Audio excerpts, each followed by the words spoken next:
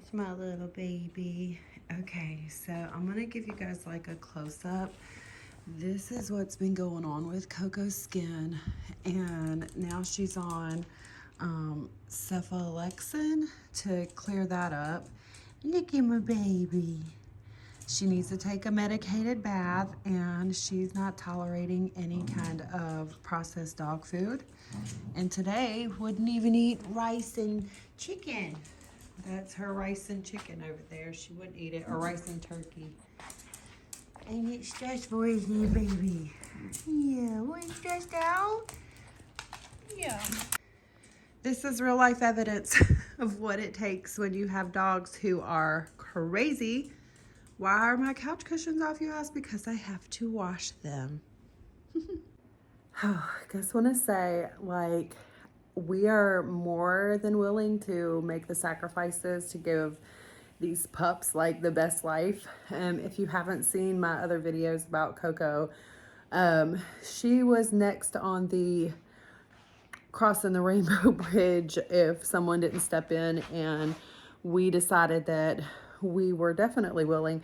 At the time, I worked from home, and you know, I could keep a good eye on her.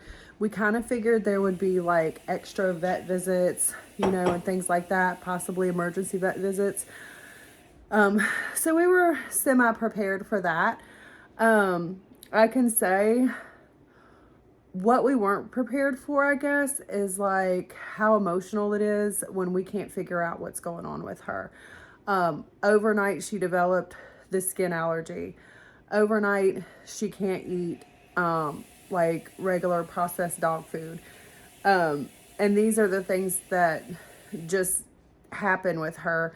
Every morning there's a mess to clean up, like, and it can range, I'm gonna save you the details, but it can be pretty gross. She has no concept of I have to always go outside to pee and poop. Like, you can take her outside, she'll pee and poop, but she'll also come in the house and pee and poop too. And it's a lot of work.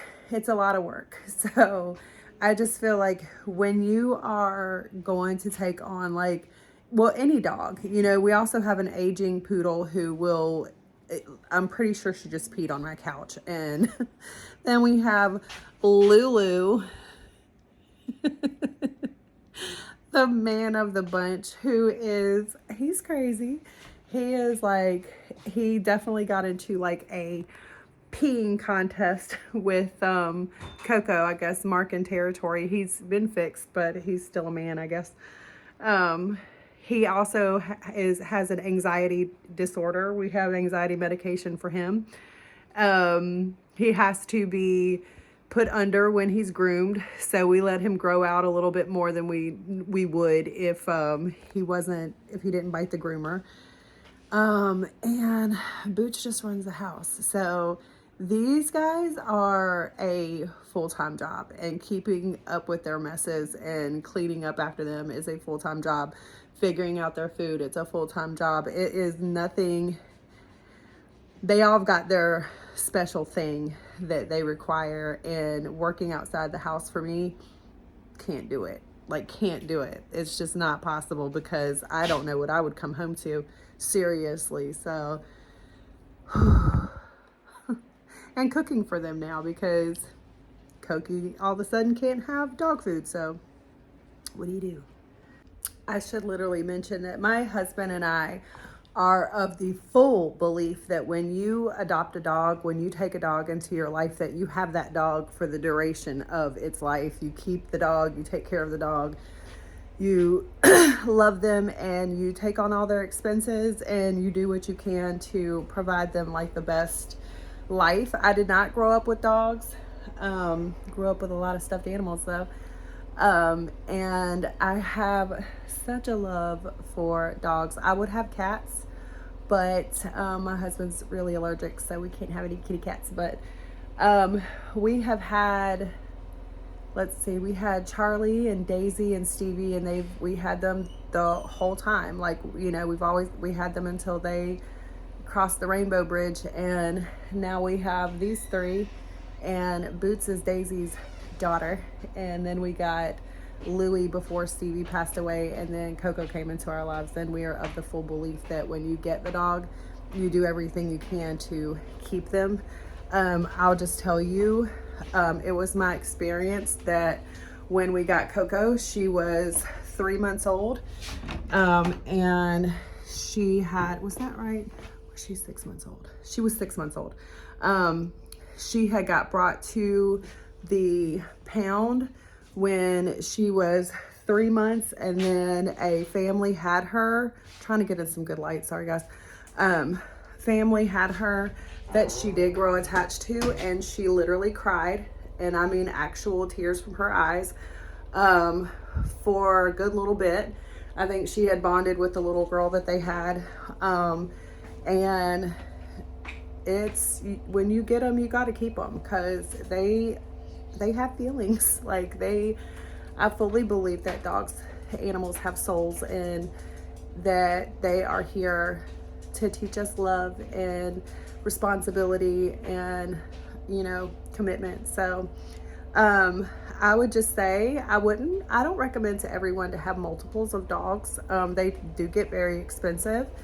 So if that's something that you know, if you want to take into consideration, and then really take in consideration the amount of work that you will have, and know that you are able to do that. And I do know things change. Like I'm not working at that same job right now, and I'm kind of pigeonholed into only working from home because of their needs. So because Coco's also, they don't do well with other dogs. They don't like other dogs, so it's not like I can take them to doggy daycare.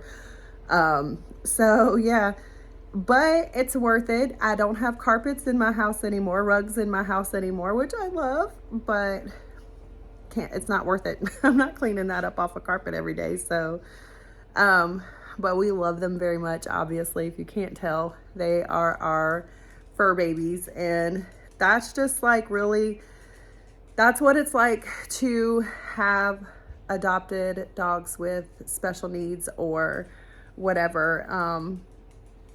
So yeah, that's a real day in the life with a special needs dog. So right now she's on an antibiotic, and she's not tolerating food. So this is what we're dealing with, and I'm washing my couch.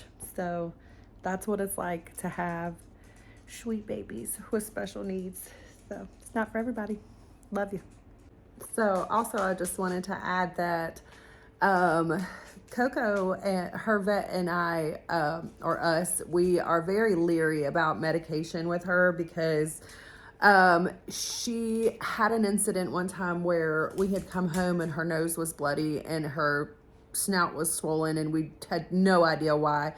We took her to the vet, and we had given her some Benadryl. We thought something got a hold of her.